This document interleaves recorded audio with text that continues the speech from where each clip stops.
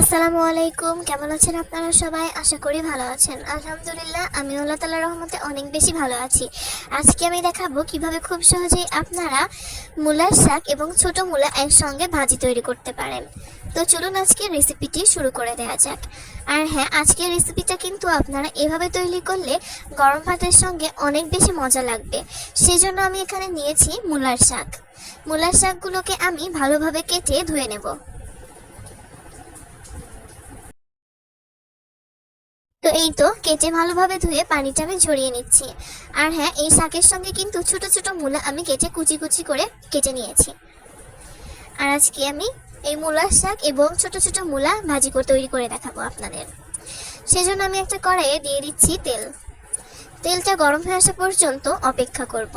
তেলটা যখন গরম হয়ে আসবে এই পর্যায়ে দিয়ে দেব পেঁয়াজ এবং রসুন। পেঁয়াজ এবং রসুন দিয়ে আমি এটাকে নেড়ে চেড়ে কিছুক্ষণ ভেজে নেব।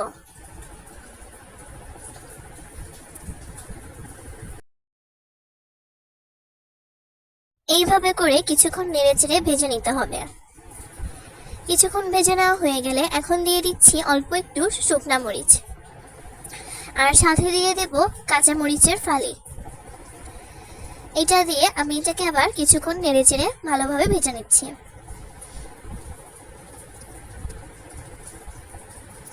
কিছুক্ষণ নেড়েচেড়ে ভেজে নেওয়া হয়ে গেলে এখন আমি দিয়ে দিচ্ছি মূলার শাক।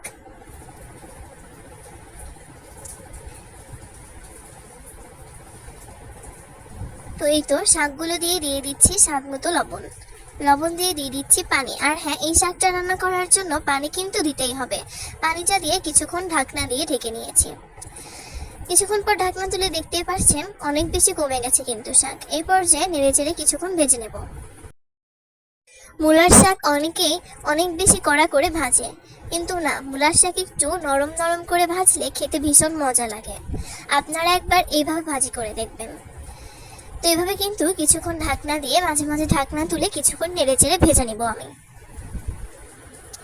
আর যারা এভাবে এখনো খাননি তারা একবার এভাবে বানিয়ে দেখবেন, খেতে ভীষণ মজা লাগে। আর যেহেতু এখানে মূলার শাকের সঙ্গে ছোট ছোট মূলা কেটে দেওয়া হয়েছে, সেহেতু এই শাক ভাজিটা খেতে ভালো লাগবে।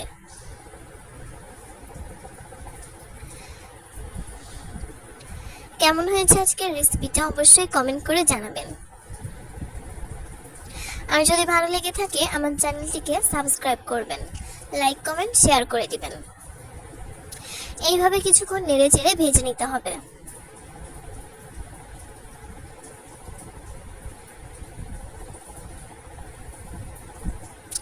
আর হ্যাঁ, এই রেসিপিটা আপনারা যে কেউ খুব সহজেই বানিয়ে নিতে পারবেন।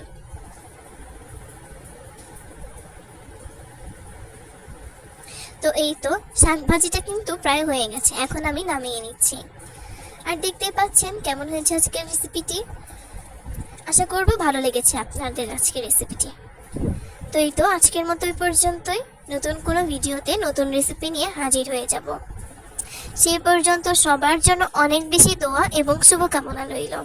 আমি আবারও বলছি, চ্যানেলটিকে যদি আপনাদের ভালো লাগে এবং আজকের রেসিপিটা যদি ভালো লাগে তবে আমার চ্যানেলটিকে সাবস্ক্রাইব করে দিয়ে দেবেন।